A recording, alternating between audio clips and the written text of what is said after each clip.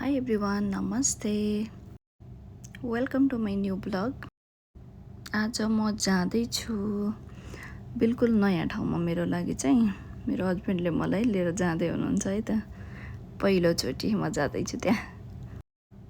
Finally हामी आइपुग्यौँ। यो रह्यो अलकुच। हजुरहरूले देख्न सक्नुहुन्छ यो भित्रपट्टि अगाडि देखिरहेको लाइटनिङ भएको भित्र चाहिँ मार्केट रहेछ जसको नाम चाहिँ लेबर कम्युनिटी मार्केट भन्दो रहेछ, जुन चाहिँ म्युनिसिपालिटीले लेबरहरूको लागि भनेर स्पेसली बनाइदिएको ठाउँ रहेछ एउटा।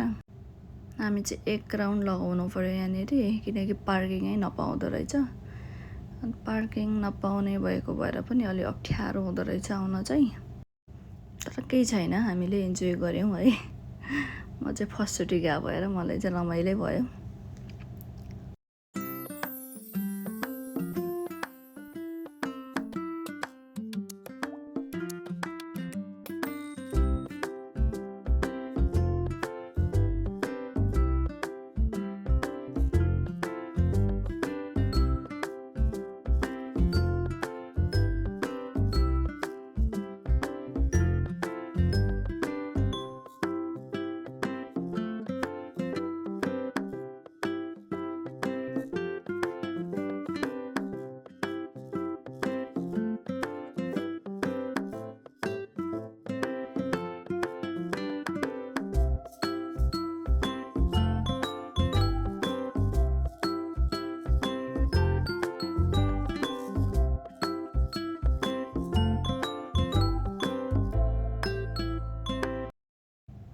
फाइनली हामीले इन्टर गऱ्यौँ मार्केटभित्र।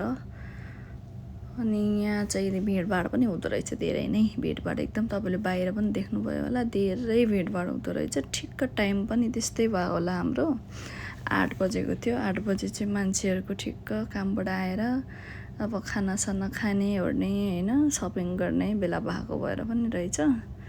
एकदम धेरै भिडभाड लाग्यो मलाई चाहिँ।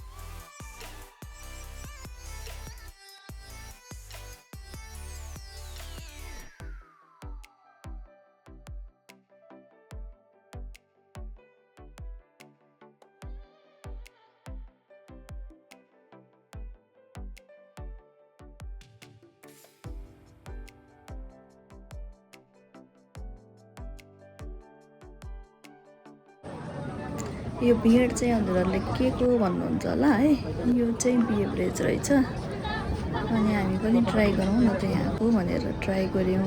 एभोकाडो म्याङ्गो मिल्कसेक एकदम दामी थियो टेस्ट। मिल्कसेक पछाडि चाहिँ हामीले यो स्टलहरू लगाएको देख्यौँ। अनि के रहेछ यहाँ भनेर हेर्न जाँदाखेरि त यहाँ त खाना पाउँदो रहेछ नि त। नेपालीको स्टल पनि देखेर चाहिँ हामी त्यहीँ सिधै गयौँ। अनि के पाउँछ भन्दाखेरि मोमो चाउमिन सब थोक रहेछ त्यहाँ, तपाईँ मिठो रहेछ। अनि हामीले चाहिँ भए जति सबै थोक अर्डर गऱ्यौँ अनि त्यहीँ बसेर खायौँ पनि। चाहिँ खाली नै रहेछ है। म चाहिँ बुढोलाई भन्दैछु कि हामी थाल्ने हो त भनेर।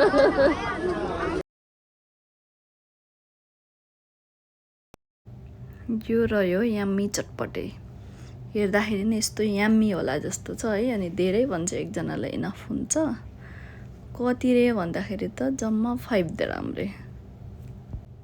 एकदम सस्तो लाग्यो के। अनि मैले चाहिँ चटपटे र मिल्कसेक एकदम मजाले इन्जोय गरेँ है।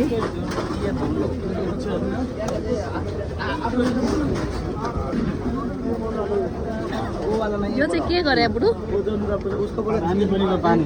ए यो पानी हो खै आफूले भर्नु पर्ने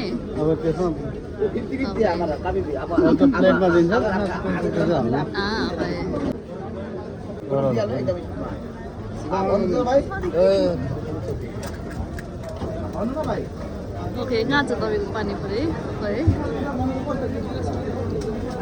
है छ त खाएर हेर्नु त कस्तो छ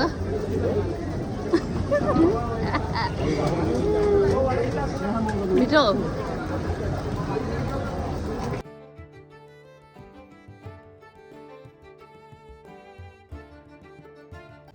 मिठो पनि सस्तो पनि है हामीले चाहिँ टेक अवे पनि मोमो लिएर गयौँ यो एरियामा चाहिँ चिकन मटनहरू रहेछ फिस चिकन मटन सबै पाउँदो रहेछ नपाउने भनेको चाहिँ केही रहेन रहेछ कि यहाँभित्र